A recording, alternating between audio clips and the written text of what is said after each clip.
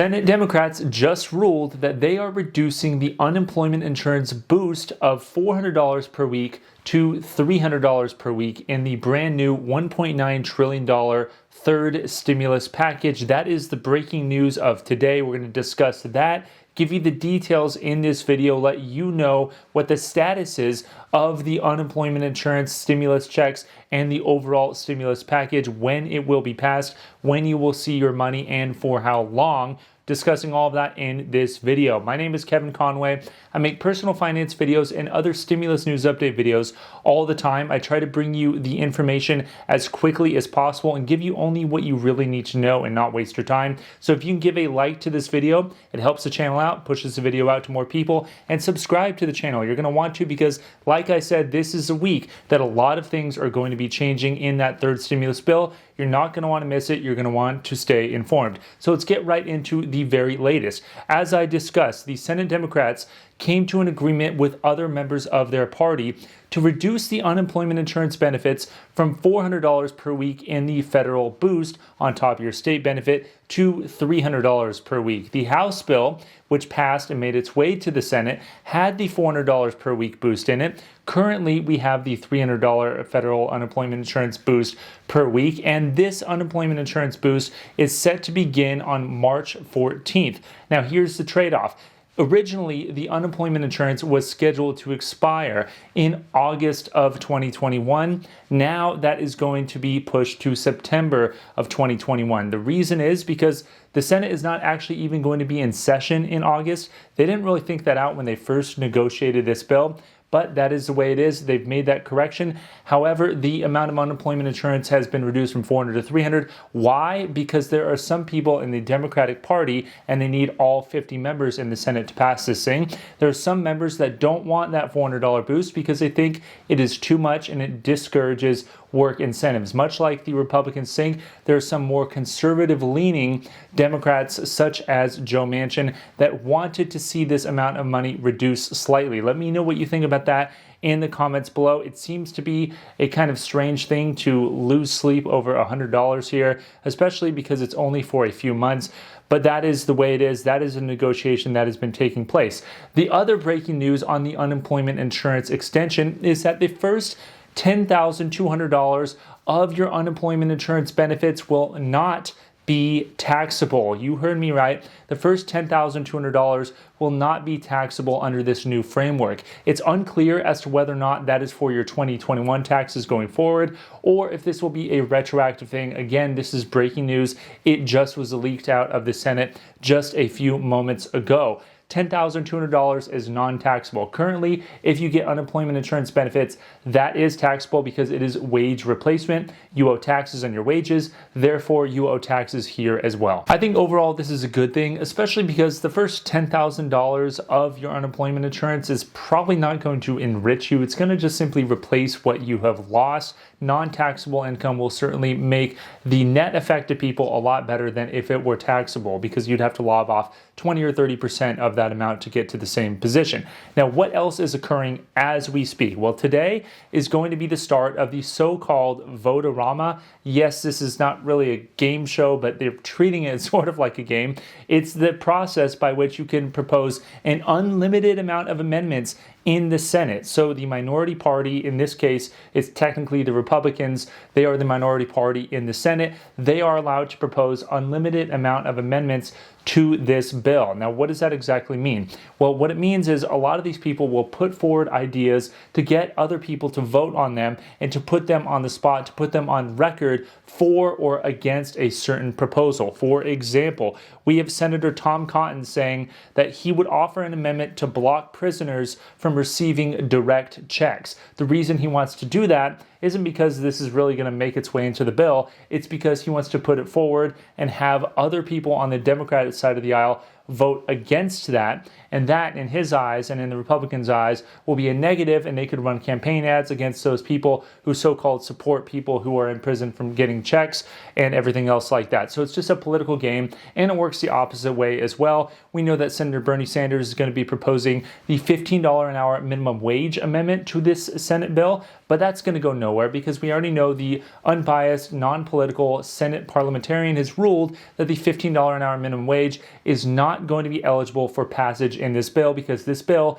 is passing via reconciliation, a mechanism that only requires you to have the strict budget necessary tools, only things that impact the budget rather can be passed via this method, and the $15 an hour minimum wage was determined not to have a budget impact. We know that that is going nowhere, but Bernie Sanders is going to be proposing this so he can get Republicans to actually vote against this bill and then run campaign ads against those Republicans. It's all just a political game, but here's what we do know. This looks like it'll wrap up by early this morning, early on Saturday morning. We know that all of this vote amendment process will be swept under the rug and moving on. Why? Because people, even though they can give unlimited amount of amendments, they get tired at 1 or 2 in the morning and they want to wrap it up, and they've made their political hay and they know this bill is going to pass anyway, so they wrap it up. So we can expect by tomorrow there to be a serious chance of this bill actually making its way out of the Senate. Now, the bad news is, even though the Senate will have agreed on this bill, it doesn't mean it's going to Joe Biden's desk for passage quite yet. It first has to go back to the House of Representatives, and in the House of Representatives, they need to then vote on that bill. The changes that we discussed, such as the unemployment insurance going from $400 to $300 and other small amendments that are made today to that bill before the bill is passed from the House, and then back to the Senate, and then it'll be rubber stamped and moved on to the president's desk. And I fully expect this bill to pass within the next 10 days. I know that could seem like a long time, but the goal was originally March 14th as the deadline. Things are moving a little bit quicker. Things to be worried about, however, are the fact that because this bill has to go back to the House still needs to approve it. And as we know from last time, the House passed this bill on a razor's edge. They only could afford to lose 4 Democrats on the bill to switch sides before this bill is doomed. They only have a 4 Democrat majority in the passage of this bill because we know a couple people switched and voted against this bill originally. They need this bill to pass. They need all people to get on board and pass it. Now, what are the other changes in the bill they have to reconcile in the House?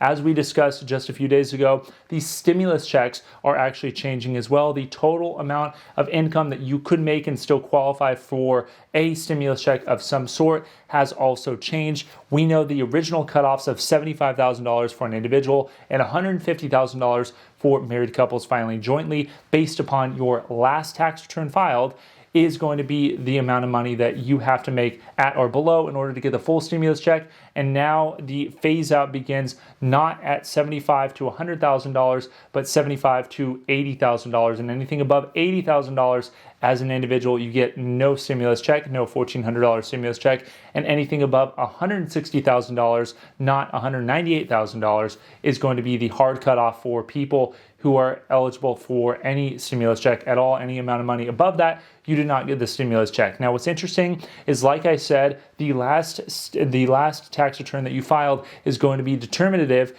for how they calculate whether or not you're making enough or a little amount of money to qualify for the stimulus check. That means that if you're waiting to file your tax return and you made more money in 2020 than you did in 2019, it actually incentivizes you to not file your taxes until the very last moment, April 15th of this year, in order to get the stimulus check. Because if you get it and you weren't technically eligible, but you hadn't filed your taxes yet, you don't have to pay it back. It's kind of a weird quirk in the law, and it probably doesn't apply to too many people, but it is worth noting if you're one of those people who made more income in 2020 than in 2019 and you wanted to qualify for the stimulus check based upon your 2019 income. Very strange things, especially because they're trying to pass this bill in the middle of tax season. That's one of the weird quirks. Now, some other things that have been slowing down this bill, which I found very humorous, and let me know what you think in the comments below. I love reading all of the comments, are the fact that this bill was in part delayed because a senator, Ron Johnson specifically,